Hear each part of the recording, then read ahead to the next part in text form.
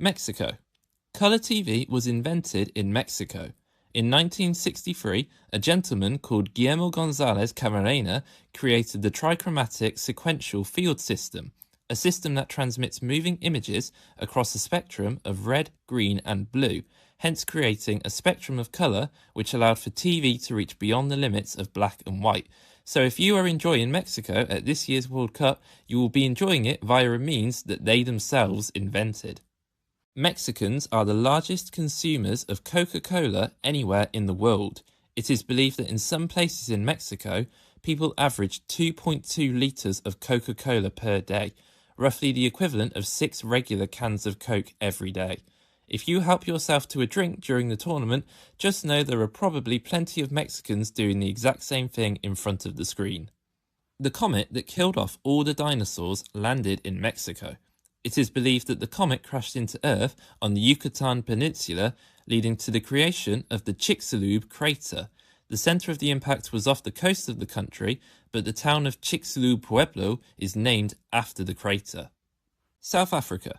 In 1967, history was created when cardiac surgeon Christian Barnard performed the first ever successful heart transplant. 53-year-old Louis Washkansky was operated on for 9 hours, receiving the heart of 25-year-old Denise Darvall, who sadly passed away in a car accident. The impact of the surgery was felt for years to come, as research into organ transplants continued to improve as a result of this monumental event. The world's largest diamond was discovered in South Africa, and the story after its discovery is very intriguing. The diamond was discovered in 1905 in Pretoria. The 3,106-carat diamond, named Cullinan after Thomas Cullinan, who founded the mine it was discovered in, was given as a gift to King Edward VII after the discovery. Its journey to Britain was a massive security mission, with multiple detectives travelling alongside the diamond. Or so you'd think. This was actually a decoy, and the real diamond was sent via an ordinary box in ordinary post. Finally, we could not mention South Africa without talking about their own iconic footballing moment. In 2010, they hosted Africa's first ever World Cup, where 300,000 people watched their teams across 9 cities. The first goal of the tournament was scored by South Africa's Sifui Shabalala, an absolute screamer that lit up the tournament at the start of the second half. South Korea. Up until very recently, South Korea's method of recording a person's age was different to the typically thought of method whereby you simply add 1 to your age on your birthday. In South Korea, it has been tradition to base age off of calendar years that you have been alive. Because you were considered living during pregnancy, you were considered to have lived within that calendar year during which your mother was pregnant, and therefore are considered 1 year old when born. Your age then increases at the start of each new calendar year. This has therefore led to circumstances in which someone born on the 31st of December is 1 year old, and then the following day is recorded as 2 years old. Using this system, legendary footballer Son Heung-min would be considered 35 years old when he's actually 33 at the time that South Korea play their first match at this year's tournament. The number 4 is considered bad luck in South Korea. This is because the sound of the word is phonetically the same as the word which means death. As a result, a lot of hotels do not have a 4th floor, but rather a floor F, so to not feel like you're sleeping on the deaf floor of a hotel. The number of your home or apartment can also be affected, as property numbered with a 4 can have lower value. Let's hope that South Korea don't lose any matches by 4 goals this tournament, as it might be considered a double negative by some in the country. But finally, if you're someone that loves a late night, South Korea might be the place for you. Streets are often buzzing up until 4 or 5 in the morning, with the freedom to still shop, eat, drink, and even sing through the night. Perfect for any late night matches at this year's tournament. Czech Republic. In the capital of Prague is located the world's oldest astronomical clock. Made in 1470, these clocks differ from the regular analog or digital versions that you may see today. Often they demonstrate Earth as the centre of the universe and the position of the Sun, Moon, and constellations relative to the Earth. Obviously, our knowledge of space has shifted quite a lot since 1470, but it's still interesting that they are functioning today. The clock was almost destroyed during World War II, but the resilience of Prague shone through and the clock was repaired for all to see. There is a wall in Prague known as the Wall of Lenin, which is named after the Beatles member John Lennon. The wall is covered in graffiti and the lyrics of the Beatles songs are one of the more popular choices of inscription. Often political messages are spread across the wall, but more specifically, messages relating to concepts of free speech, world peace, and anti-violence are painted across it, continuing to spread the messages that John Lennon himself was passionate about and therefore honouring his legacy. A very popular and possibly slightly unusual pastime in Czech Republic, depending on your stance of course, is mushroom hunting. Residents seemingly love the fungi so much that they spend a lot of time going out into the forest to pick them. It is also considered a very practical way to find ingredients for your evening meal. Obviously, consuming mushrooms without checking if they're safe is probably not a good idea. For this reason, there are mushroom advice centres in Prague that will tell you how suitable they are for eating. 70% of the population engage in this activity once a year. Just remember, be sensible about all mushroom consumption. Canada. Canada has actually made a significant contribution to the world of sport via football. Kind of. In 1891, Canadian Jamie Naismith had a football and 2 baskets that were originally designed for holding peaches. Him and others joined forces to create a game in which 2 teams tried to throw the football into one of the 2 baskets. Sound familiar? This sport went on to become the world-famous basketball. You've heard of Alexander Graham Bell, right? Invented the telephone in 1876? Well, he actually lived in Canada when he invented the telephone. He'd moved from Scotland and was living in Ontario when he created one of the most important and influential devices in modern history. So if Canada managed to get a win at the tournament, be sure to call your mates and celebrate in honour of Alexander. After all, it's what his invention is there for. Finally, the Canadian province of British Columbia is home to about 149 million acres of forest land. This area put together is roughly the same combined size as both France and Germany. If trees could run, I think British Columbia would qualify for the next World Cup. Bosnia and Herzegovina. Where does each part of the name of this country come from? Starting with Bosnia, this word derives from the word Bosana, which translates as water. The significance of water is that the nation has a lot of very appealing rivers, lakes and even waterfalls. More waterfalls than Germany, France and Italy combined together. The word Herzegovina comes from a gentleman called Stjepan Vujčić Kosacha. He was the self-titled Duke of the country in the 1400s. The word for duke used across Eastern Europe at the time was Herzeg, and the suffix ovina means country or land, meaning that when put together, Herzegovina means duke's land. You may recall from school the story about how World War I started. The Austrian Archduke of Franz Ferdinand was assassinated after the alleged assassin supposedly went to buy a sandwich following a failed first assassination attempt. Well, all of this occurred in Sarajevo, Bosnia's capital. The bridge where the moment occurred was actually renamed Princip Bridge after the name of the assassin for a short time, but it was eventually revoked back to Latin Bridge. Bosnia was the first nation in Europe to have a fully functional tram line. You may imagine it would be somewhere like Germany or England, but Sarajevo was the first city to have this public mode of transport that didn't require animals to move it. In 1885, trams were still being manoeuvred by horses. The carriages were known as green dragons due to both the green design on the carriages and the speed that they moved at compared to other transportation in the city. But it was 10 years later, in 1895, that horses were no longer required to power the trams across Sarajevo. Qatar. One of the more popular sports in Qatar is camel racing, with the most racing taking place between October and February. But what's more interesting about this sport is that since 2004, the jockeys aren't people, but robots. Competitors drive alongside the track, controlling the direction of the camels via the robots on their backs. The change to using robots was fundamentally due to safety reasons. Similarly to South Africa, we can't mention Qatar without mentioning some sort of facts surrounding their hosting of the World Cup in 2022. Qatar is the smallest nation to have ever hosted the World Cup, as well as being the first Arab nation to host one. but size certainly didn't matter as the final was the most watched ever, with 1.5 billion, yes with a B, watching the game. Qatar has a bit of an iconic attraction, a scrapyard. Al Bukair Scrapyard in Doha holds approximately 20,000 abandoned cars.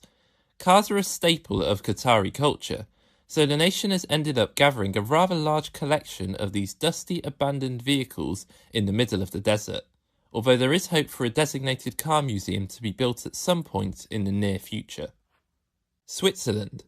There are about 8.7 million people in Switzerland, and there are about 700,000 cows. Now I know what you're thinking, so what? Well, some villages in Switzerland have very low populations, which means that the number of cows actually outnumbers the number of people in these villages. If you were to ask someone a question in Switzerland, such as how many spaces do you have left in your car, you might get a bit confused if they simply give you a thumbs up. Well, the reason for this is not because they're approving your question, but because they're telling you that they actually have one space left in the car. And this is because, unlike in other places around the world, lots of people in Switzerland indicate the number 1 when counting by using their thumb, as opposed to the index finger like much of the rest of the world. Now I think a lot of you listening might like what I'm about to tell you. On Sundays, it is frowned upon in Switzerland to do activities such as the following: hanging out washing, recycling, or washing your car. Sunday is a day of enjoyment and rest, and therefore anything that may be considered as work is discouraged or even banned. Brazil. In Brazil, if you are sentenced to time in prison, there are a couple of things that you can do to potentially have your sentence reduced. When the relevant law was first introduced, it started off as being able to have your sentence shortened depending on the number of days you worked within the prison. But in 2012, this was then expanded to not only working days but study time as well.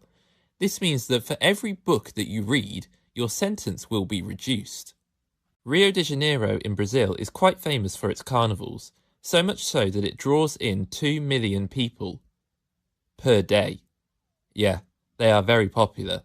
For a tradition that's dated back to the year 1723, I'd say that's quite impressive. Sao Paulo welcomes a very high population of people from, or whose descendants are from, the country of Japan. There are roughly 3.8 million Japanese emigrants worldwide living away from home, but 2 million of these live in Sao Paulo. That's roughly 52%, so over half living in Brazil. Who knows, maybe both nations will meet, and some will be torn on who they should support. Morocco. Whilst you may associate Morocco with hot weather and sun, what you may not know is it's home to Africa's largest ski resort. Ukemidan Resort has around 20 ski slopes, which range from heights of 8,500 to 10,500 feet. Whilst not the easiest to reach, it might be a unique experience for anyone that's hoping to visit the country. Often when you think about the concept of love, you think about the heart. But in Morocco, the symbol for love isn't actually this organ of the body, but it's actually the liver. So in theory, if you were to express to someone that you loved them with all of your heart, in Morocco, it would not be out of place for you to say to that person that you love them with all of your liver. Imagine this. You travel back to any point across roughly the last 1,000 years, and you pose the question, what opportunities would I have to further my education in any particular discipline? Well, your opportunities would be pretty high in Morocco, as the nation takes the prize for having the world's oldest university. In Fez, the University of Al-Qarawiyyin has stood since 859 AD. The Guinness Book of World Records even recognises its accomplishment as the oldest university that continues to operate today. Courses that one could study include astronomy, medicine, and linguistics. Haiti. Haitians believe that breakfast is the most important meal of the day, so much so that it isn't out of place to regularly have, quote, heavy food from the start of the day. This therefore will include some choices that you may not anticipate. One of the more notable dishes that Haitians will have for breakfast is spaghetti. Halloween is very unknown in Haiti. It isn't celebrated, and isn't actually something that a lot of people from Haiti have heard of at all. However, there is an alternative.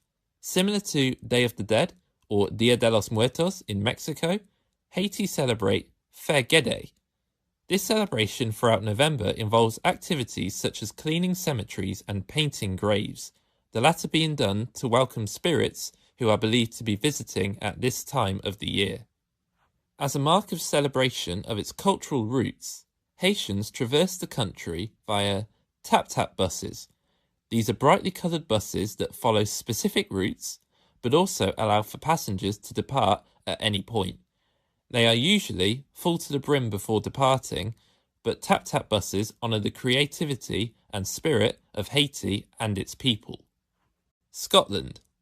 One former king of Scotland would have hated the idea of his country being at the World Cup today. King James I banned football in 1424 because he believed it was distracting the military from their duties. In particular, he believed that men should be focusing on their archery skills in preparation for battle. But I'd still argue that Scott McTominay has a deadly eye for the target. Just saying. Edinburgh Castle in the country's capital was built on top of a volcano. There are no active volcanoes in the country today, of course, but the mountainous area in which the castle was built on used to be a volcano. Standing now for about 900 years, the castle was built in such a location that made it challenging for invaders to attack, given the height and varying terrain that comes with a volcanic mountain like Castle Rock. Now, if by any chance you are travelling to any of the 3 nations hosting the World Cup this year, you may need a raincoat, and you would have a Scotsman by the name of Charles Mackintosh to thank for having the option of a raincoat at your disposal. Whilst experimenting with rubber and cloth, Mackintosh managed to create a waterproof fabric. As a result, in 1823, he had invented the first ever raincoat. His company, Mackintosh, spelt with a K, still sell raincoats to this day, over 200 years after the original discovery was made. USA. You may recall the fact about cows in Switzerland outnumbering some villages, but the US take this a step further. There are a few entire states in America whereby the number of cows is higher than the population of people. In Montana, there are approximately 1 million residents and 2 million cows, which means that in theory, if every resident was a cow enthusiast, they could each have 2 cows of their own. Americans love pizza, so much so that it's estimated a total of 3 billion with a B are sold every year. To put that into some context, that could be averaged at around 8 million sold each day, with 350 slices being consumed per second, not minute, second. It's also the equivalent of 100 acres of pizza being consumed each day, which is the approximate size of either 50 to 60 football pitches or 75 American football fields.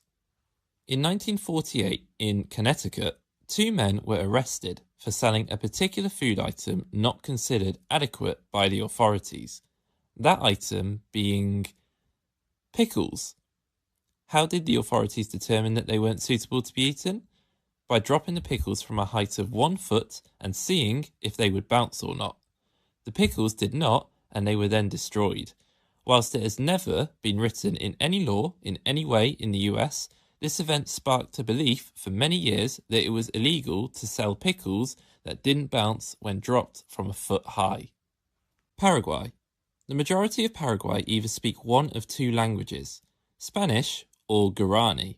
The latter is native to Paraguay, and the nation is one of the few that still registers its native language as an official one. The language is onomatopoeic, meaning that the majority of words in the language derive from sounds generated from natural wildlife and animals that live in the country. If you want to go to a friend's house in Paraguay, you may struggle to get their attention when walking up to their house. You see, a lot of homes in Paraguay don't have a door, and the majority of doors don't have a doorbell. Furthermore, because of how hot it is in the country, many homes have their windows open. So often the way Paraguayans try to get the attention of the homeowner is by clapping just outside of the door. You will have to hope that your friends can hear you clapping loud enough outside of their home. There was a belief for a number of years that dueling with pistols was legal in Paraguay. This was on the basis that both participants were registered as blood donors and that there was a medical professional present at the time of the duel. However, as you might expect, this isn't actually a legal activity stated anywhere in law, so if you were to win a duel in Paraguay, you're probably going to face the consequences from the authorities for causing death or injury. Australia. It's quite common knowledge that Australia can be considered as a continent as well as a country. But what makes that quite interesting is that Australia is therefore the only continent in the world without an active volcano. From this perspective, one could argue that Australia is one of the safer continents that you could travel to. At least if you're accounting for deadly natural disasters from below the surface. Considering the vast desert terrain across Australia, it may not surprise you that camels live and thrive in the country, although they actually aren't native to the country. In the 1800s, Britain sent camels to Australia to support transport across the outback. But as transport methods improved over time, camels were no longer required and left to live freely in the desert. Because camels aren't threatened by predators, their population has continued to bloom, and there are now substantially more camels in Australia than there are in Egypt. One of the most common predators in Australia is the dingo. In order to protect livestock, many places have fences designed to keep these creatures out. But there is one long, continuous fence which stretches to approximately 5,600 kilometres. For some context, this fence stretches across 3 Australian states, is longer than the Great Wall of China, and is the longest fence in the entire world. Turkey. There is a body of water that cuts right the way through Turkey's biggest city, Istanbul. This is called the Bosphorus Strait. It connects the Sea of Marmara to the Black Sea, but that's not the reason it's significant for Istanbul. You see, the strait is actually a bit like a border between Europe and Asia. You may know that it's debated whether certain countries belong to one continent or another, but what isn't debated is that Istanbul is the only city in the world that is both in Asia and in Europe. In other words, located on 2 different continents. In ancient Turkey, there existed a man called Nicholas. His parents sadly passed away, and he inherited a rather large sum of money. It was his choice to share his newfound wealth with those who were struggling and in need of some support. It is believed that he would throw big bags of coins down chimneys and give food to children. His actions didn't go unnoticed, and he was made a saint. Can you see where I'm going with this yet? His choices were also making news around Europe. At some point, the Dutch shortened his name from Sint Nicholas, the Dutch translation of course, to Sinterklaas. If you haven't worked it out already, Nicholas is Santa Claus. So now you know that Santa was in fact real and came from the country of Turkey. If you wanted to buy a souvenir when travelling to Turkey, there's one that's more popular than the rest, the evil eye. Also called Nazar Bonjour, it consists of iron, glass and copper. The purpose of the eye is to protect those who wear it from evil powers, according to legend.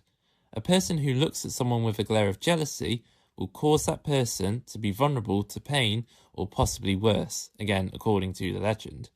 The blue-coloured stone is believed to be able to counteract the powers of evil cast by the one giving the glaring jealous look to the wearer of the eye. Germany. Have you ever wanted a Coca-Cola by your side during a football game, but come to realise that you actually don't have one available to you? Well, Germany came up with a solution. Sort of. During World War II, it wasn't possible for the ingredients used to make Coca-Cola to be brought into the country. So Germany came up with a solution by inventing their own drink. And this drink today is known as Fanta. In 1895, a gentleman by the name of George Vernon Hudson was studying insects and wanted the sunlight to be present for a bit longer within the acceptable hours of the day to help his studies. This request wasn't acted upon until 1908, when a small town in Canada shifted their clocks forward to gain some more sunlight.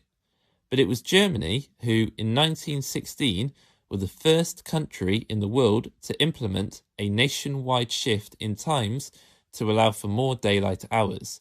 This was the catalyst for the rest of Europe to follow suit in implementing the change.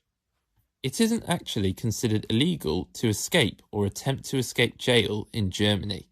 This is because Germany consider an act like this as a natural human instinct for freedom, so therefore it is understandable that one would want to break free of their confinement. So as long as no one is harmed in the process of escaping prison, it's not against the law to try, although I still wouldn't attempt this as you'll most likely be recaptured by the authorities again. Curacao.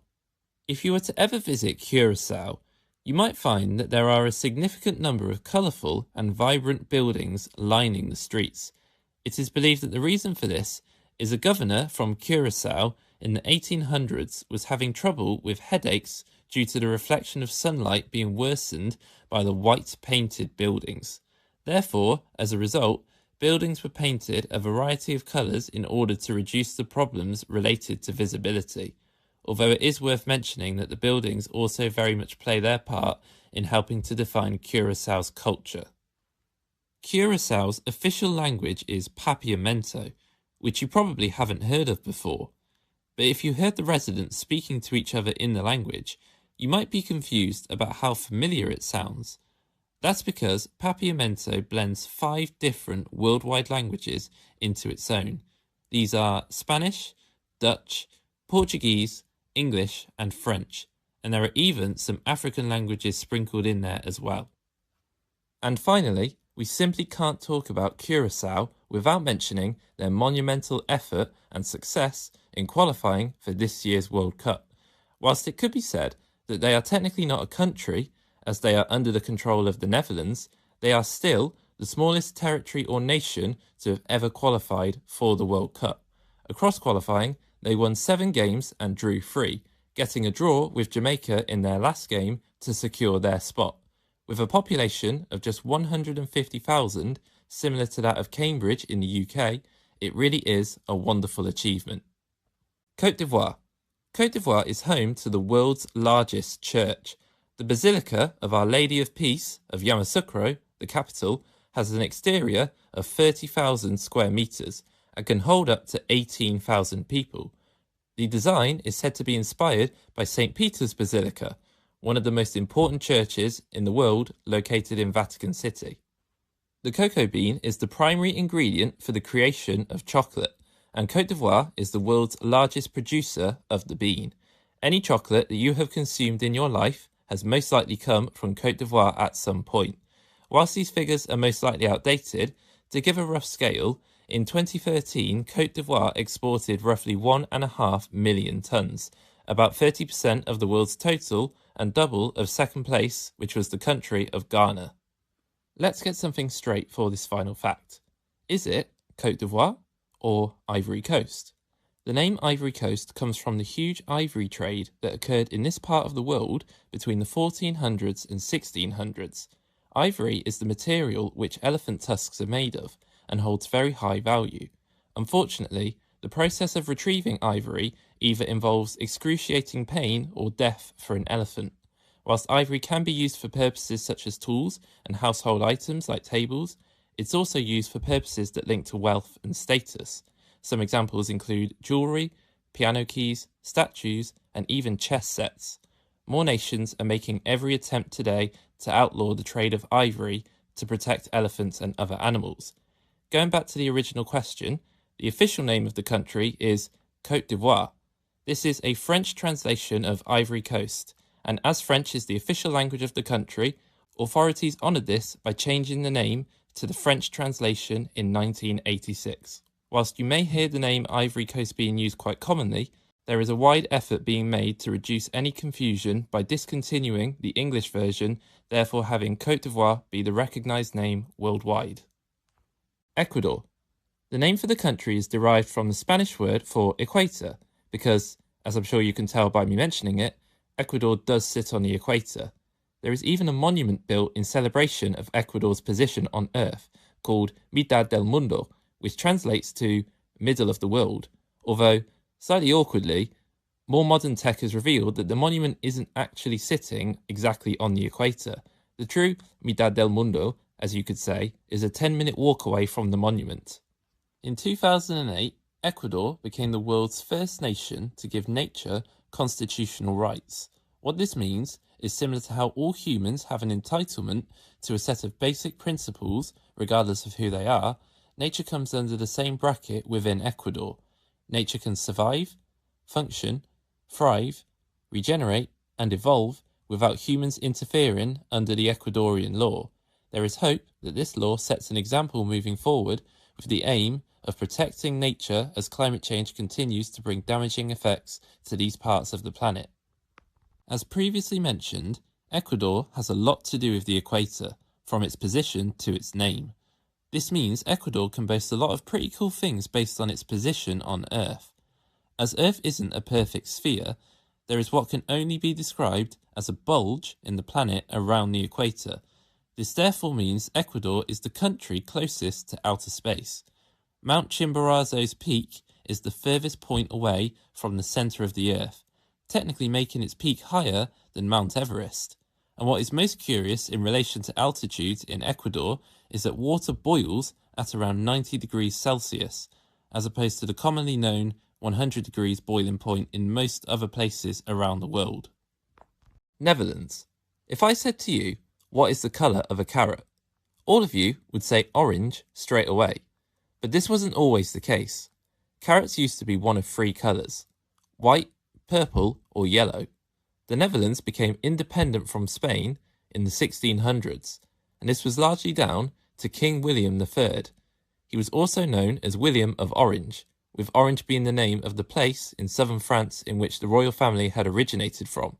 So, to honour the achievement of King William, farmers found a way to breed carrots, which then meant that over time the carrots presented with a distinct orange colour. Dutch men on average are the tallest men in the world. Their average height is 6 foot. Women aren't actually too far behind either, with an average height of 5'7". It is believed that the average male height has gone up by 20 centimetres in 200 years. Some theories for why the average height is so big are good healthcare, high levels of dairy in their diet, and strong opportunities for success and progression across all citizens. The Netherlands also has a high number of part-time workers, so alongside thriving opportunities, this may support the theory that a happy population leads to a taller population. If Netherlands score from a corner this summer, don't be surprised. Expect Virgil van Dijk to get on the end of a few crosses. The Netherlands invented the stock market.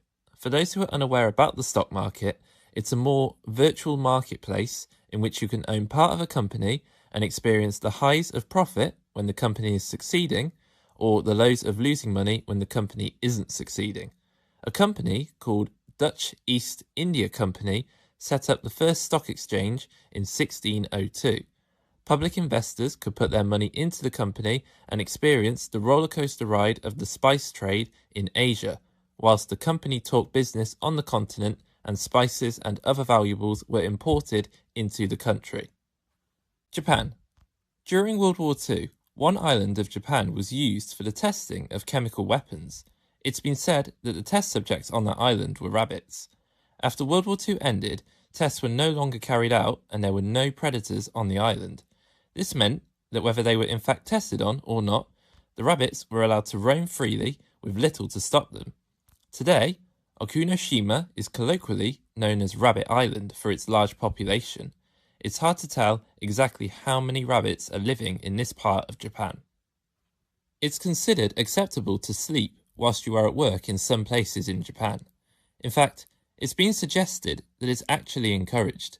The reason for this is because if you are in need of sleep, you are considered to have worked hard, and therefore it's a natural response to desire sleep after your brain has worked for a substantial amount of time. There's actually a name for the practice, inyammuri, which means sleeping whilst present. So next time you find a colleague sleeping at work, they might just be engaging in the practice of inyammuri. Now, this final fact is one that I couldn't not include when I saw it. There is a certain type of hotel located in Japan known as the Love Hotel. And its purpose is, well, You know, somewhere that you can go with a partner, let's say. But whilst they have a particular purpose, they actually have become quite an intriguing part of Japanese culture. You see, they often have very unique designs, which are as much a part of the experience of going to a hotel like this as, well, you know. Some examples of themes include the jungle, spaceships, fantasy worlds, the ocean, and more. But these hotels aren't exactly a secret either. They're not some hidden, undercover place or considered taboo in Japan. Just don't confuse it for a real hotel. Sweden. It's very common for Swedish high school students to celebrate once they have graduated. Often, they will hire vehicles and party whilst riding around on the vehicle, making lots of noise and having lots of fun. But what really takes this to the next level is the choice in vehicle. One of the more common ways students get transported around the city is in dump trucks. Yeah, open-top dump truck graduation celebrations. Bet it would smell a bit in there, before and after. Swedish people apparently have quite a big fear of badgers. The fear appears to be almost completely psychological and dates back to old tales about the creature. In particular, the myth goes that if a badger were to bite you, they won't stop until they hear your bone crack. As long as you don't disturb or threaten them, then badger attacks are rare. Even so, some Swedish people will go out on walks with essentially crackers lodged in their socks. This is so that if a badger were to bite, even though they pretty much won't, the snap of the cracker will trick them into thinking they've broken a bone of yours. There is a hotel in the north of Sweden that is completely made out of ice. Located in Jukkasjärvi, this is a place that you can literally go and stay in, and guests have been able to stay in since 1989. Now I know what you're thinking. Will the ice melt? Well, technically, yes, but not during the times that you'd be staying there. The hotel is open between December and April and melts outside of this time window. Specialist ice sculptors design and build the hotel again before the upcoming December opening time. Each room is designed differently and provided with warm sleeping bags. Even the bed is made of ice. Ironically, the hotel still requires a rigorous fire safety check. I guess you wouldn't want a fire to break out and a big block of ice melt and fall on your head in the night. Tunisia. Tunisia was one of the major filming locations for the Star Wars films. Most notably, the desert in Tunisia was the background for the scenes filmed on Luke Skywalker's home planet in the first film, A New Hope. In the film, Luke's home planet is named Tatooine, inspired by the Tunisian village of Tataouine, where they began filming of the aforementioned scenes. Other films, notably such as Indiana Jones, have also been filmed in Tunisia. During the COVID pandemic in the early 2020s, Tunisia needed a way of effectively policing their citizens to ensure they were adhering to the social distancing that was deemed necessary to stop the spread of the virus at the time. So they came up with a rather unique method of policing people. A robot. The Tunisian security put some money into the creation of a police robot that would inspect the street and then ask those in the street to show ID in order to ensure they were out for necessary purposes such as medical reasons and not to meet with others, thus attempting to reduce the spread of the disease. There is a small town in the south of Tunisia called Matmata. The population is mostly made up of the Berber people, otherwise known as Amazigh. This group of people are indigenous to this region of Africa, predating the Arab population that resides in Tunisia today. The reason this place stands out is because the residents of Matmata mostly reside in underground homes. These homes are made by creating a huge pit in the earth and then digging into the walls of the pit to create rooms and homes. These homes are essential to help avoid the intense heat that dominates this part of the world. One pit can become essentially a small village, which can hold between 5 and 9 families. Belgium. The inventor of the saxophone was from Belgium.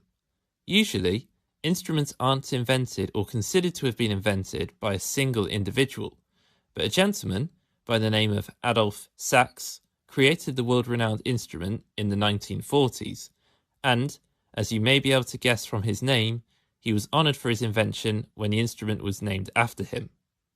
One tradition that Belgium is very proud of and committed to is its ability to make carpets out of flowers.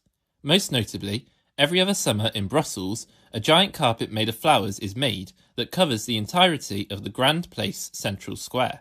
Each time a carpet is on display, the design is different. The designs are made by using thousands of flowers, with each one being very carefully placed by hand. In 2026, or this year depending on when you're watching this of course, the design in Brussels will be honouring the nation of Japan. Might be a bit awkward though if they meet again this summer, especially after the last time they met at a World Cup. The Big Bang Theory, no, not the show, was first theorised by a man from Belgium. Georges Lemaitre took Albert Einstein's theory of general relativity and applied it to the knowledge present at the time about the beginning of the universe, and thus the Big Bang Theory was born in 1927. Einstein himself approved and was very praising of the theory, apparently saying it was the most beautiful explanation of creation that he had ever heard. Egypt. The ancient Egyptians are credited with inventing the calendar that we know today, although it did look ever so slightly different to today's. Firstly, the main and most notable aspect of the invention that you'll be familiar with no doubt was the inclusion of 12 months. The difference between their 12 months and ours was that theirs had 30 days, no more or no less in each month. Now that would add up to 360, when there are actually 365 days in the year. So they suggested that the final 5 days of the year would be 5 days of festivities and celebration. More specifically, celebrations were suggested as being religious ones. Although, regardless of what views you might have, I think a 5-day festival at the end of the year sounds very fun. It was quite common that both ancient Egyptian men and women wore makeup. But why do you think this was? To look better? Well, actually, there were a couple of reasons for this. The first one makes a lot of sense. It was to help block out the sun's UV rays. Sunscreen wasn't invented until the 20th century, so yeah, they kind of needed something else. But the next reason is that they believed the makeup kept them safe from certain gods they believed in that would try and bring suffering on them. The other reason is that they thought the makeup either had or would give them healing powers. One of the ancient Egyptians' favourite pastimes was board games. The games invented may not be anything you'd recognise today. Often, games were played with their own version of dice or throwing sticks because it was their belief that any chances of winning or losing were controlled by the gods. Here are 2 examples of board games played in ancient Egypt.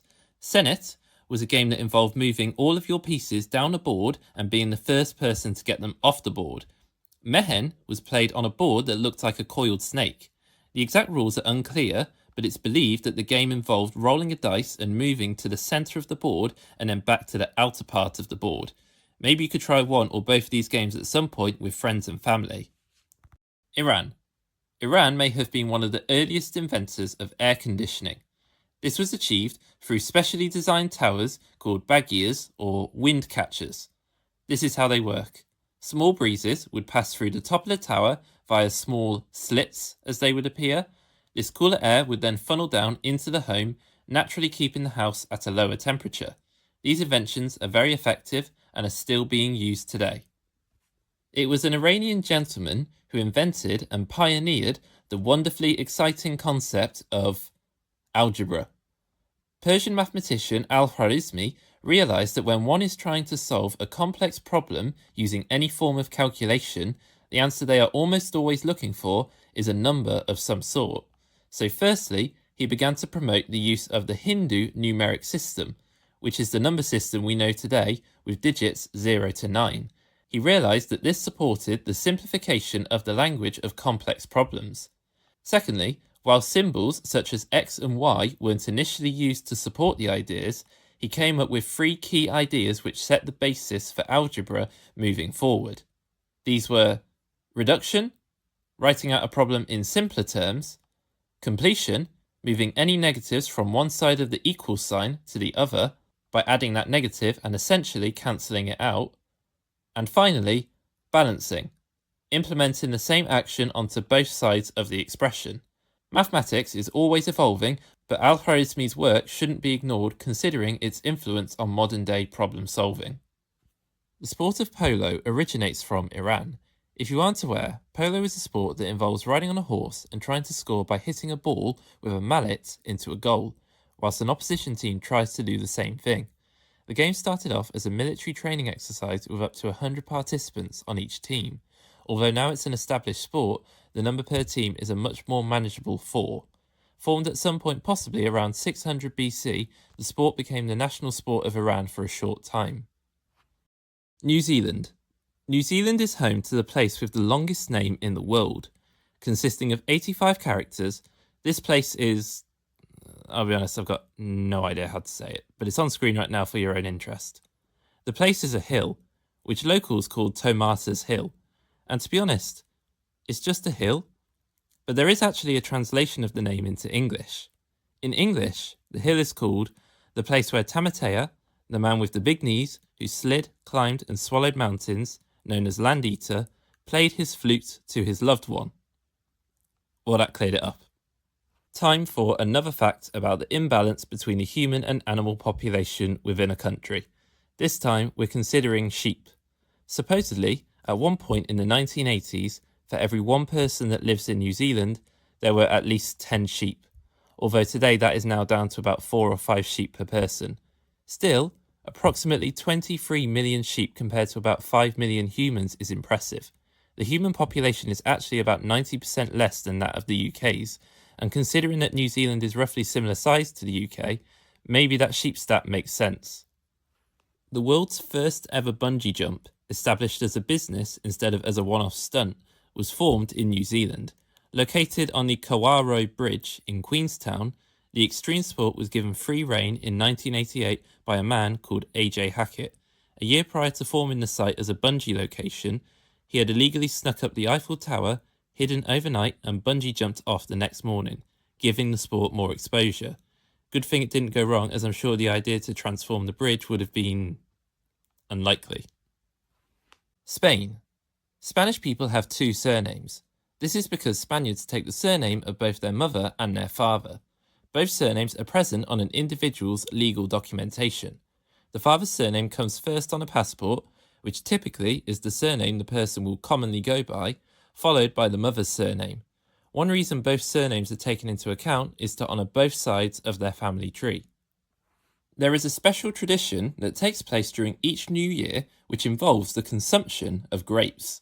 When midnight strikes to indicate the new year, Spanish people will eat a total of 12 grapes, in tandem with the 12 chimes on a clock. Another reason for 12 specifically is so that they can make a wish for each of the 12 upcoming months in that year. The tradition, which is known as grapes of luck, or also uvas de suerte in Spanish, is thought to be over 100 years old. But if one were to choose to engage in this tradition, be sure to finish all the grapes before the 12th chime, as failing to do so is believed to be bad luck. There is a small town in Spain called Correa del Rio. During the 1600s, a Japanese samurai paid the town a visit. Hasakura Tsunenaga appeared to make quite the impact on the town, so much so that some adopted the surname Japón, the Spanish translation of Japan. Apparently, a few members of Tsunenaga's team decided to stay in Correa del Rio, making their mark on the place. Skip ahead to today, and within this small town, approximately 700 people share the surname Japón. Cape Verde. It is believed that there were no people living in Cape Verde before the year 1456. Portugal discovered the islands and claimed that it was completely uninhabited, although there isn't actually any hard evidence that disputes this claim. The islands belonged to the nation of Guinea-Bissau at the time, until Portugal elected to use the islands as an opportunity to improve trade with other countries, unfortunately including the slave trade. As people began to settle on the islands alongside the wildlife already present, the population of Cape Verde began to expand.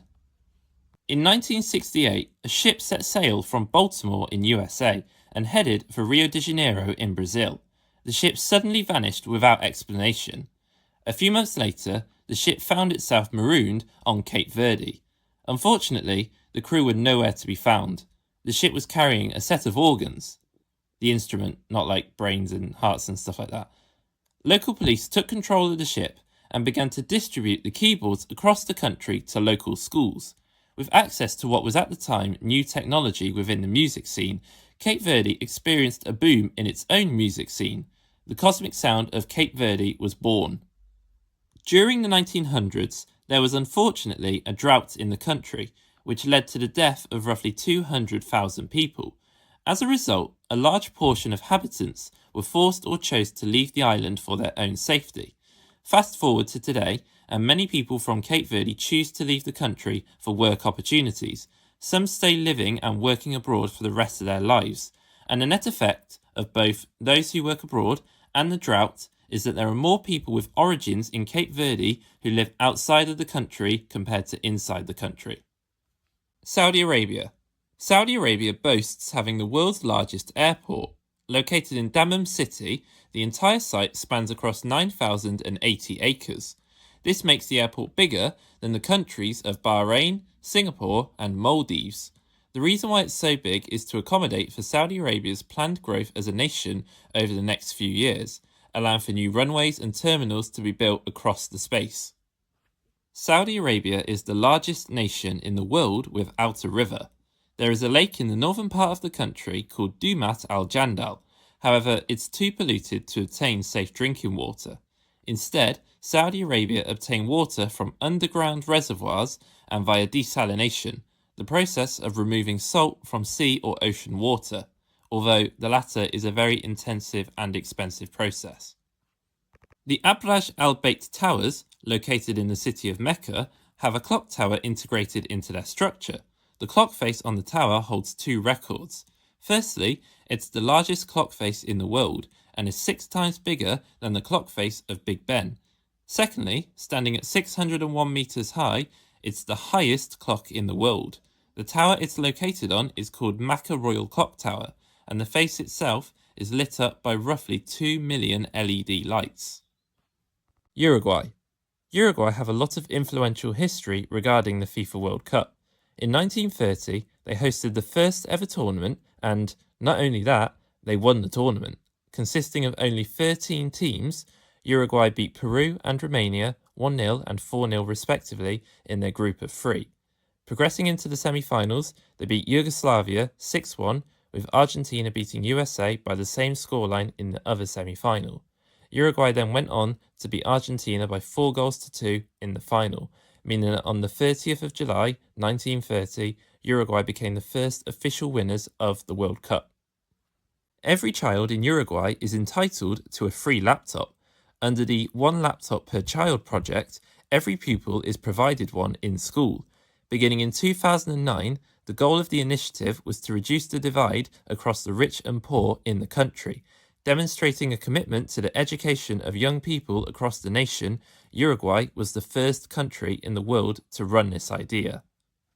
Everyone is aware of the warnings given about different foods and/or the ingredients in the foods, such as the dangers of eating too much sugar.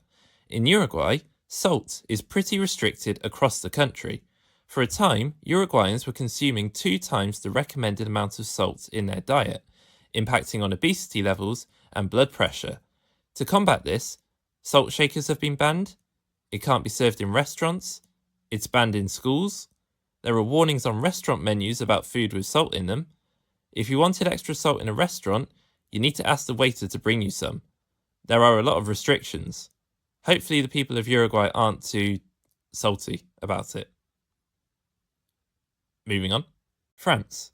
Since 2016, it has been illegal to throw away or burn food that is perfectly fine to eat. In an attempt to reduce food waste in the country, supermarkets are required by law to give any food not sold to charities or food banks. This means charities are now able to provide millions of meals to those who are struggling to afford food for themselves. If you are caught throwing away suitable food, you may find yourself in trouble with the French law. Food banks do need a lot more space, transport and volunteers than they have at the moment, but it is all for a good cause. It's considered unlucky to place a baguette upside down in France. This very specific superstition does have its roots though. During the medieval era, one well-known but feared individual that existed in towns and cities was the executioner. Often, he was very busy with, well, I'm sure you can imagine what his role included. For this reason, he didn't really have time to visit the bakery before his shifts. So the baker took one piece of bread from his shelves, turned it upside down, and indicated to everyone else that it was for the executioner. Therefore, because of the links to this outdated job, turning a baguette upside down today might be associated with bad luck and even death. The first ever flying machine was invented in France in 1783. No, not a plane or a helicopter, but the hot air balloon. The Montgolfier brothers experimented with flight via the use of fabric and fire, sending the fabric into the air. Then they experimented on a larger scale with a hot air balloon still connected to the ground. The fabric did tear, but the experiment was considered a success. The real test came 1 week later, in front of the King of Versailles. To avoid the loss of human life, a sheep, duck, and cockerel were placed into the basket of the balloon. After lifting into the sky, initially connected to the ground, the balloon was then given free rein with nothing to stop it. The balloon ascended another 600 meters, a revolutionary achievement. But the best part? After another rip in the fabric, it fell slowly for 8 minutes, and to everyone's surprise, the sheep, duck, and cockerel all survived. Senegal. In 2022, Senegal nearly created sporting history by being the first African nation to host some form of the Olympic Games. Namely, the Youth Olympics were going to be held in the country's capital, Dakar. Unfortunately, the COVID-19 pandemic halted the dream, with the Games cancelled whilst the country and the rest of the world continued to battle the virus. Fortunately, across roughly the first half of November this year, 2026, Dakar is scheduled to host the Games that it was cruelly robbed of 4 years prior. Here's to hoping they go ahead and the nation can make history. There is an island in Senegal called Fard Youth. The island is very unique because it's man-made, out of shells, clamshells to be precise. Piles and piles of them make up the ground underfoot which the residents walk on. Whilst it's rumoured to have existed since the 1100s, no one truly knows its origin. The island has no cars, no motorbikes, but there is still a very strong community that lives on the island. The seashells are woven into the architecture and crafted goods, and residents live in harmony with one another.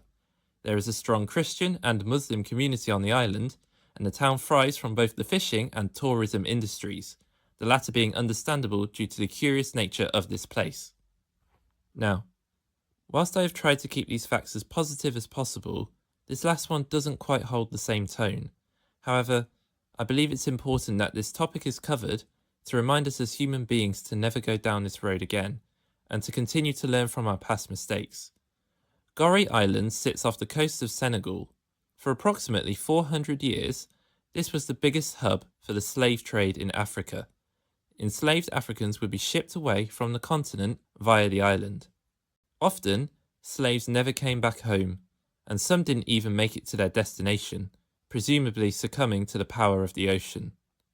In particular, there is an exit point, you could say, now known as the Door of No Return. Still standing today, this was the passage in which slaves passed through as they left Senegal. It's a haunting and damning reminder of the atrocities committed towards innocent people. Like I said, whilst this fact isn't inspiring in a more positive sense, I hope it makes you take note and inspires all of us to continue to stamp hate and discrimination out of society today. Iraq. Around 3200 BC, those living in Iraq at the time invented the first ever form of writing. Known as cuneiform, the process involves making marks on tablets of wet clay before the clay eventually hardened. Initially, the invention was just used in simplistic manners, but over time it became a means of storytelling. Believed to be the first ever significant piece of literature, the Epic of Gilgamesh was written across 12 tablets of clay and tells the story of a king trying to achieve immortality. I won't spoil it if you want to go and look up the story yourself. It is considered impolite to eat with your left hand in Iraq. It's considered that the left hand and right hand should be used for different purposes. The left hand should be used for activities considered to be, quote, unclean, such as bodily hygiene. The right hand should be reserved for, quote, clean activities such as eating, meeting new people, giving gifts, and distributing money. Collective mealtimes are important as part of Iraq's culture, and therefore the use of the right hand is a sign of respect among those that you're sharing a meal with. Furthermore, as some meals are shared on a collective dish, hygiene is deemed essential and therefore further supports the idea that the hand used for clean activities is also used for eating. Iraq is home to a place called the Valley of Peace, Also known as Wadi Us Salam, it is the largest cemetery in the world. The reason it's associated with peace is because it's located close to the shrine of Imam Ali, Ali being a very influential and important figure within the religion of Islam. He was known for his bravery and attempts to seek justice. Many desired to be buried in the cemetery because of its spiritual connotations. With 6 million graves and 1,400 acres covered, it's a significant but also somewhat reassuring place with a comforting meaning for the loved ones of those buried there. Norway. Norway holds a record for having the world's longest road tunnel. The Lærdal Tunnel links the location of Lærdal with the location of our land. It's a total of 24,509 metres in length and takes on average about 20 minutes to drive through. It includes a roundabout as well as multiple points in which vehicles can either pull over to rest or make a safe U-turn in the tunnel. The tunnel was designed and is maintained with many safety features, such as specialised air ventilation, fire extinguishers and phones for emergency purposes. Opened in 2000 after a 45-year project, this well-lit blue tunnel is worth driving through if you're ever visiting Norway. Have you ever heard of Sir Niels Olav, a king of Norway? No? Well, he lives in Edinburgh and he is officially the mascot of the Norwegian King's Guard.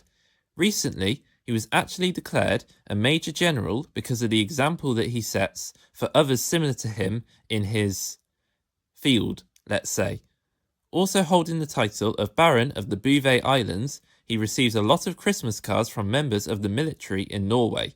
Sir Niels Olav clearly holds a lot of influence in both Norway and Scotland. And the best part about all of this, he's a penguin. Yep. Moving on. You are not allowed to imprison someone for life in Norway. However, you can still hold an individual in a cell for their whole life. Let me explain the difference. In other countries, if you've committed the most serious of crime, you may be told that you will spend the rest of your life in prison. You can't be told that in Norway. The maximum number of years that you can be imprisoned for is 21. Norway is renowned for a prison system in which inmates are humanely treated and supported and therefore can be slowly and safely reintroduced back into normal life, ready for when their sentence is complete. Statistically, reoffending rates are low in the country with this practice in place, although, as I mentioned previously, prisoners can be held for longer than 21 years if it's believed that they are still a danger to others. Their sentence can be extended by 5 years at a time, but there's no limit on the number of 5-year extensions that can be added. Argentina. The city of Ushuaia is the world's most southern city. You won't find a city that goes any lower on Earth's surface than this one. It's nicknamed End of the World because of its geographical location, but has roughly 82,000 people living there. Ushuaia is roughly 700 miles from Antarctica, making it a popular point for cruises down to the cold continent. The small channel of water just below the city is called the Beagle Channel.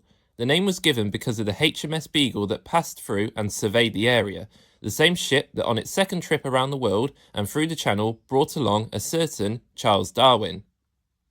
I'm sure you are very aware of the infamous moment from the 1986 World Cup, whereby Diego Maradona of Argentina handled the ball, scoring against England and as a result helping Argentina through to the semi-finals.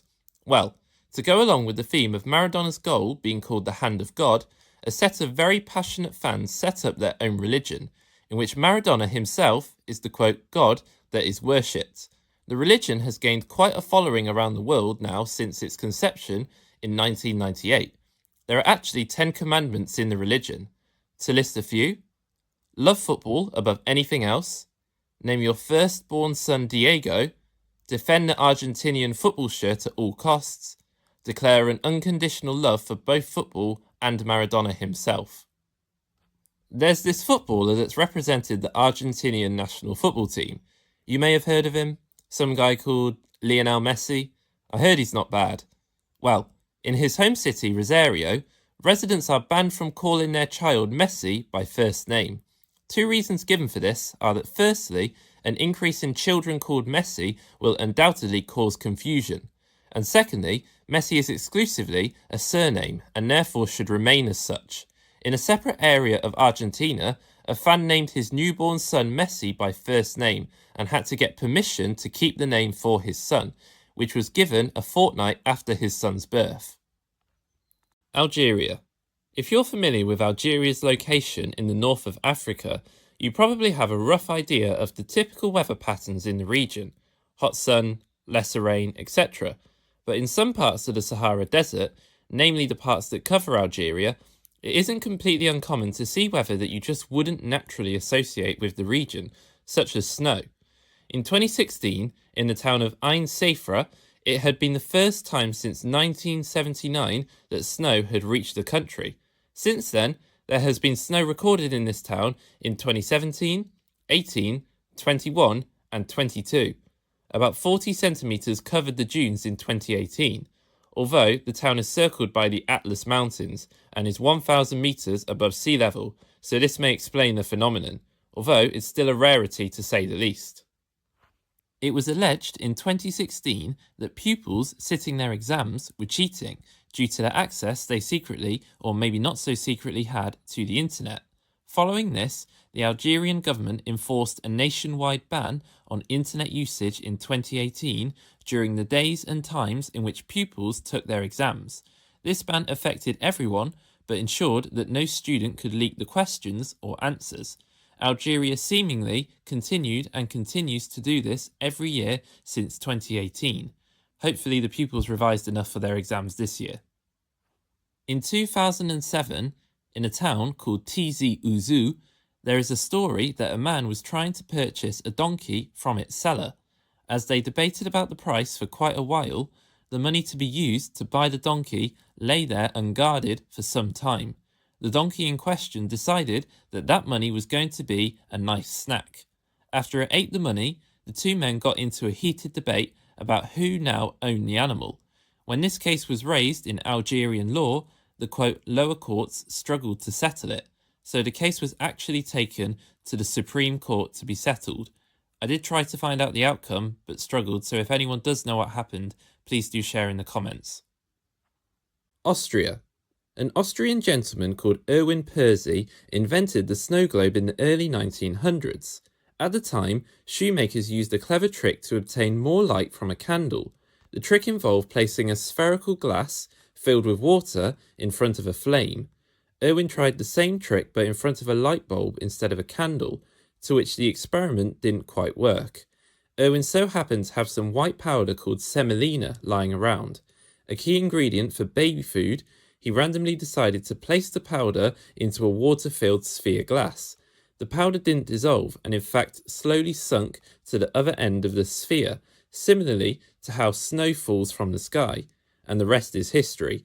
Wide-scale creation and selling of snow globes begun in 1905, and the original company is still very much in business, under the leadership of Erwin's grandson. If you're celebrating in Austria by toasting a drink with someone else, you should try and maintain eye contact with the other person for the entirety of the toast. The tradition demonstrates respect for the other person, so if you were to break eye contact with that said person, it would be considered a sign of disrespect, and also that bad luck may come your way. Some suggest the bad luck may last for 7 years. Either that or you will have 7 bad years of a certain adult activity. The one that involves creating a child. Yeah, enough said about that now. Austria can boast that it holds 2 world's oldest records, the oldest zoo and the oldest restaurant that are still in business today. The oldest zoo, Schönbrunn Zoo in Vienna, was founded in 1752 and holds at least 700 different species, including some that are in danger of going extinct.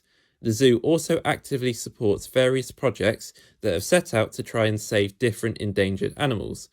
As for the restaurant, St. Peter Stiftskelle in Salzburg was formed in 803 AD, meaning it is at least 1,200 years old.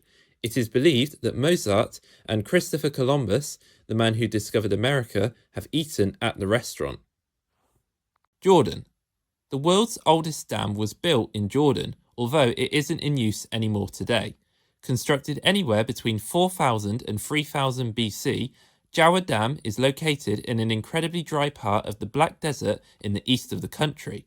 It was built to try and capture a very small stream of water, which would then be used to support crop growth on arable soil, in other words, good soil for crop growth. It is believed that the dam supported a total of 2,000 residents at the time. There is evidence to suggest that the earliest form of bread making was invented in Jordan. Believed to be a flatbread, the discovery dates back roughly 14,000 years. The oldest known evidence of bread dated back to Turkey from around 9,000 years ago before the latest findings. When the recent discovery was made, a pair of buildings were found with stone fireplaces. A litter of breadcrumbs were discovered in both fireplaces. This may also mean that the evidence found is not only indicative of the world's oldest bread, but also the world's oldest sandwich. Earlier on, I mentioned that the peak of Mount Chimborazo in Ecuador is the point on land that is furthest away from the centre of the Earth, while in Jordan you can find the opposite, the point on land which is closest to the centre of the Earth and therefore the lowest point on land.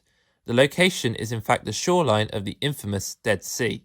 It is around 400 metres below sea level, roughly the length of an athletics running track stretched out into one straight line. The Dead Sea is also relatively famous itself due to the increased salt levels, which cause one to float on the sea's surface, although I'm sure you knew that already as it's fairly common knowledge. Portugal.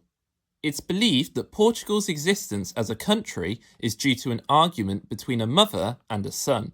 The region of Portugal was controlled by the Kingdom of Leon and Castile at the time, and was under the regional leadership of a gentleman called Henry. But Henry unfortunately died. This led to his wife Teresa assuming the head role with the successor as his son Afonso.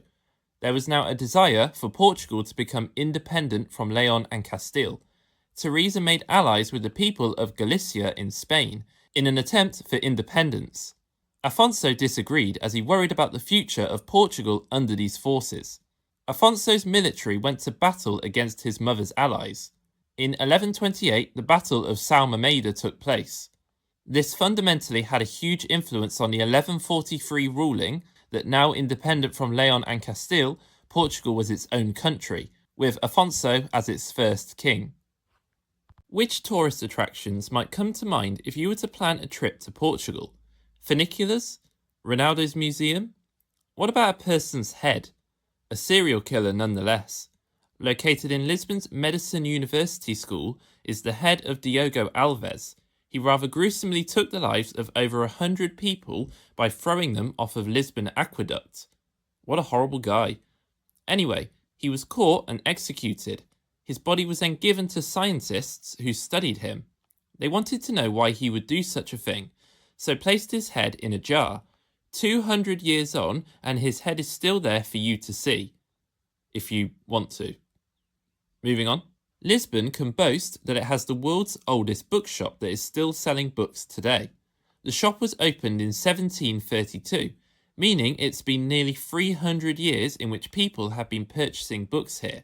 Named Livraria Bertrand, the store was actually destroyed in 1755, like much of the city due to an earthquake, although it was reopened shortly following the disaster. Nothing has stopped it since, with it hosting various talented individuals, including individuals nominated for a Nobel Prize. If you were to purchase a book from the store, you can boast your purchase with an in-store stamp, which tells anyone who sees the book that it was bought from the world's oldest bookstore. DR Congo. DR Congo is the exclusive home of the okapi. These unusual-looking animals can also be called forest giraffes. They are related to the giraffe but also appear to look somewhat like both a zebra and a deer. They are hidden away in the Ituri rainforest. Because of their exclusivity to this rainforest, they are DR Congo's national animal and are printed on their currency. They're pretty harmless, although they are becoming endangered due to human actions such as deforestation and mining in the area.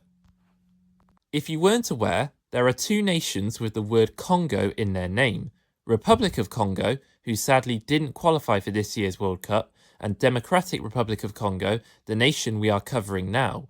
But what's interesting is that both nations' capital cities are the closest capitals to each other anywhere on Earth. Kinshasa, capital of DR Congo, and Brazzaville, capital of Republic of Congo, are found on either side of the Congo River. They are only 4.76 kilometers away from each other. Some may argue that Rome of Italy and Vatican City are nearer to one another, but it's up for debate with Vatican City, as it technically doesn't have a capital, what with it being the world's smallest country. Speaking of the Congo River, it's the world's deepest river, going down as far as 220 meters, just slightly over half of an athletics running track stretched out into one straight line. It's classed as a major river due to its length and depth and because of how significant its impact is on human and animal life in the country.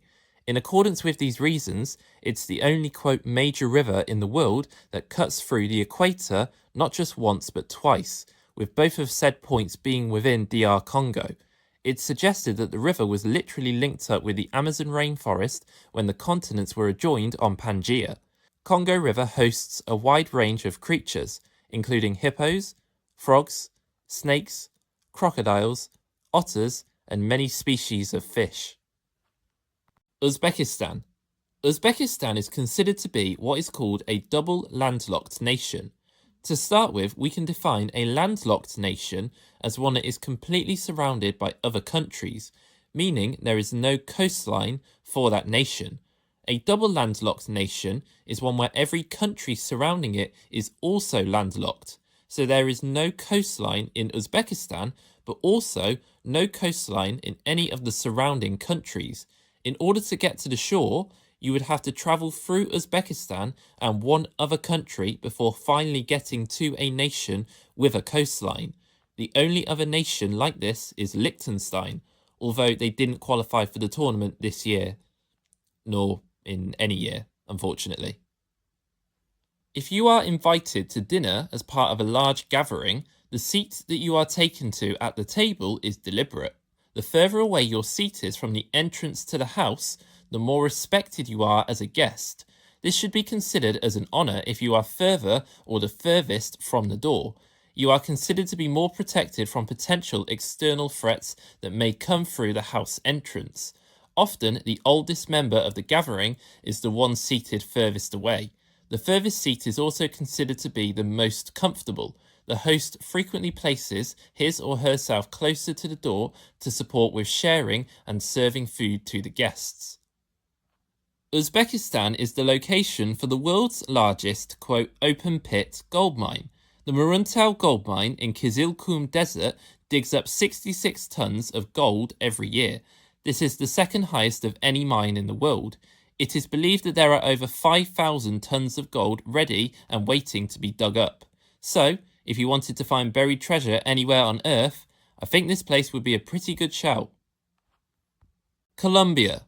If you're cheering on Colombia at the World Cup this year, I'm sure you'd love to be amongst the vast group of fans in the country itself, especially if Colombia were to score or win. But there's one thing you should know. You may not be able to buy or drink alcohol to aid your celebrations during World Cup matches. In an effort to limit public violence and/or disorder, the governments of different regions across the country prevent alcohol from being consumed during significant events. This isn't limited to football, it includes local and general elections too. I guess the message is, whether Colombia win or lose, don't lose control of yourself. Colombia is home to a very unique river. Caño Cristales, also known as the River of Five Colors, can often be perceived as a rainbow underwater. Scientists in Colombia theorize that the effect is caused by a moss-style plant that spreads all over the floor of the river. It's dark green in its usual form, but depending on the amount of rainfall and sun, as well as the current temperature, the light can alter your view of the river.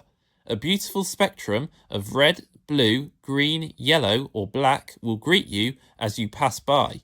It's the only river of its kind anywhere in the world. It should be said that there are other theories as to why the river might be the colour that it is, and there is a myth that the river was hidden in paradise before it escaped and showed its beauty to the world. If none of the scientific theories are true, I think the person who conjured the myth might be onto something. There is a church in Colombia called Catedral de Sal, which translates into English as Salt Cathedral. But what's special about this cathedral is that it's underground. Opened in 1995, the entire church is crafted and carved by hand within an abandoned salt mine. As you can imagine, it's popular among visitors, but likewise, it's a functioning church for Catholics.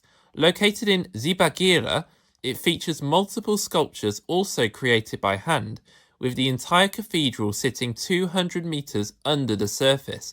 Visitors should ensure they dress respectfully, but are more than welcome to take a look at this incredible creation. England. An English gentleman by the name of Tim Berners-Lee was researching for Europe's nuclear organisation.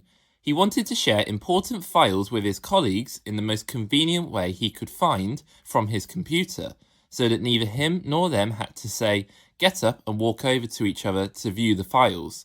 He found a way to do this. How? I don't know, I'm not a computer scientist, but whatever he had invented, the organisation held onto it privately for about 4 years, until 1993 when it was made public. This thing, which Tim Berners-Lee had invented, was in fact the World Wide Web, otherwise known as the Internet. So, whether you're watching this video or streaming a game at the tournament this year, your ability to do all of this stemmed from Tim Berners-Lee and his groundbreaking invention. You could be killed by a garden in England. Now I know that sounds gruesome, but trust me, you are completely safe so long as you don't enter without supervision. Although, there are more than 100 types of plants here that could end your life. Muhahaha. I'll stop. There are huge iron gates surrounding the garden with a sign that says these plants can kill, along with a skull and bones to top it off. The advice is very clear. Don't smell, taste, or touch the plants. But other than that, the Poison Garden in Northumberland is a lovely little place. If you're from England and you love to travel, no doubt you'll be aware that you need a passport to visit other nations. But what about if you're bringing your zebra along for the ride? Remember their passport as well. That's right, it's not just zebras, but all horses, donkeys, mules, and ponies as well must have their own passport in England. It doesn't matter if they're going overseas or just chilling in their farm or zoo or wherever. Plus, this passport needs to always remain with them, no matter what.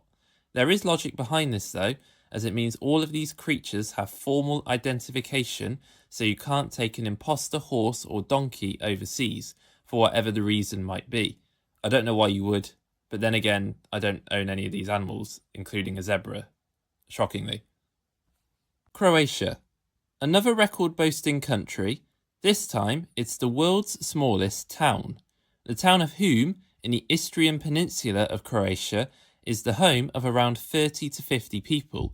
With medieval-looking buildings and stone pathways, it's an ideal place to live if you want somewhere that's not too overcrowded and noisy. Having said that, with the nature of it being the smallest town, it does draw in tourists, so it might make it a little bit busier. Although, Hum is a town that welcomes and benefits from visitors. There is a myth that the town was crafted using stone from the valley of the Miana River, where in this valley there was another thriving town that giants lived in. Make of that what you will. Of Croatia's many islands, over 1,200 in total, one of which is the island of Galeshnjak. This island is unique because it's shaped like a love heart. Now you might think it's some romantic getaway, or maybe the location for Love Island in Croatia, but it's actually quite boring. It's essentially covered with plants and nothing more. As it's privately owned, you can't buy a ticket and sail over to the island. For a place that's named Lover's Island, it doesn't do much to inspire romance, although it did go pretty viral when someone noticed it on Google Maps in 2008.